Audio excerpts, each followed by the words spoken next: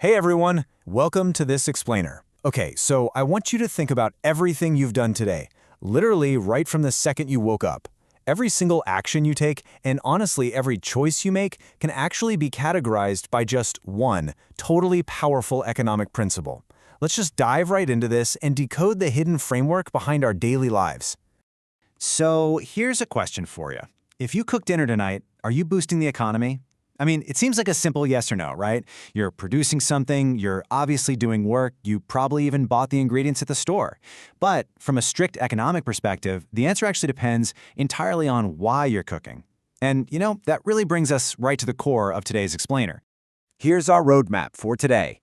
First, the motive test, then the economic engine, followed by pathways to profit, the unpaid economy, and finally, we'll wrap up with the interconnected circle. All right, section 1, the motive test. Why do we do what we do? Okay, consider two scenarios for a second. On one hand, you have someone driving a cab for a fare, and on the other, a parent driving their kid to school. Physically, you're doing the exact same thing, right? You're operating a vehicle to transport a passenger from point A to point B. But economically, man, these are worlds apart. The underlying intention of an action completely dictates its economic classification. That first scenario, that's driven by a monetary motive. You're doing it to get paid.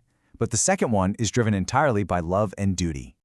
To make this super easy to remember, we can use this handy EARN mnemonic to really nail down the strict definition of an economic activity. So, step 1, E, that stands for earning motive. Basically, money absolutely has to be the goal here. Step 2, A, represents activities to satisfy economic needs, so things like producing or distributing goods and services. Step 3, R, means it results in income or wealth creation. And finally, step 4, N, reminds us that it is necessary for livelihood. So if an activity checks all 4 of those boxes, boom, you are officially participating in the formal economy. Now, you might be wondering, what happens when millions of people are out there checking those EARN boxes every single day? Well, let's look at section 2, the economic engine. Driving the GDP. Let's see how this all builds up into the big macroeconomic view. A country's entire material wealth is generated across 3 really distinct sectors. First up is the primary sector, and this is all about the direct extraction of natural resources. We're talking agriculture, mining, fishing. Second is the secondary sector. This one takes those raw materials and actually processes them, so think manufacturing plants, textile mills, construction sites. And finally, the tertiary sector, which is totally service-oriented. This includes banking, transport, education, and healthcare. Literally every single economic activity out there falls into one of these 3 buckets.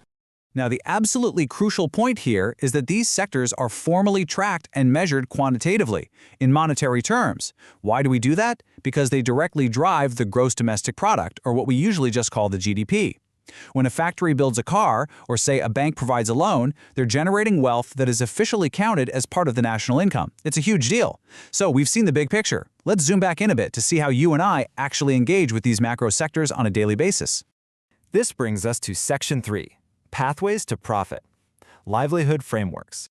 Before we look at the specific pathways, let's quickly define livelihood. It's basically a means of securing the financial necessities of life through a formal economic stream. Put simply, it's how you're paying the bills. And the sources tell us there are 3 main ways to actually do this. Okay, so there are 3 main livelihood frameworks we need to look at: business, profession, and employment. Let's break them down and compare. Starting a business, honestly, there's essentially no formal entry barrier there. Pretty much anyone can open a shop. But a profession, like becoming a doctor or a lawyer, that requires strict formal qualifications and licenses.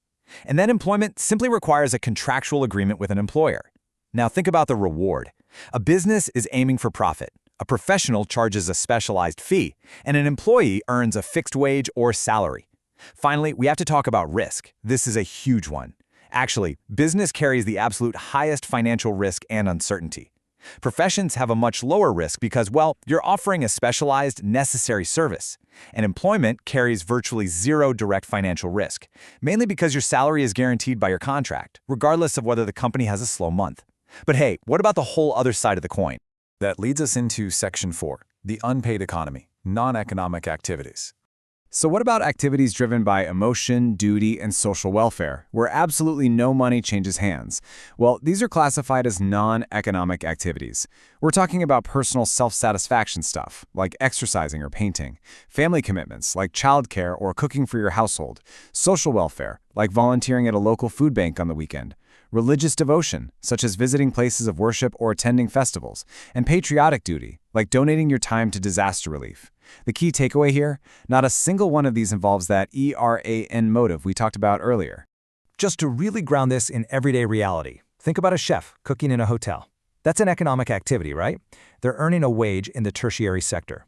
But meanwhile, a mother cooking that exact same meal for her family is performing a non-economic activity, driven purely by love. It is the exact same physical action, but they have entirely different economic classifications. But please, guys, do not mistake non-economic for non-valuable. That is absolutely crucial. These activities just can't be measured in monetary terms. They're qualitative. I mean, just because a parent's care or a volunteer's time isn't officially added to the GDP, that definitely doesn't mean it lacks immense value. In fact, you could argue these unpaid activities are literally the glue that holds our communities together. They provide vital psychological fulfillment and build our social infrastructure. And that actually brings us to a really important realization. These two worlds, the paid and the unpaid, they aren't actually separate at all. Which brings us to our final section, Section 5, the interconnected circle, two halves of a whole. As you'll see, these two worlds actually build into this beautifully closed loop system. Let's look at step 1. The wealth generated from our economic activities is exactly what funds our charities, it buys the materials for our hobbies, and it quite literally puts food on the table for our domestic lives.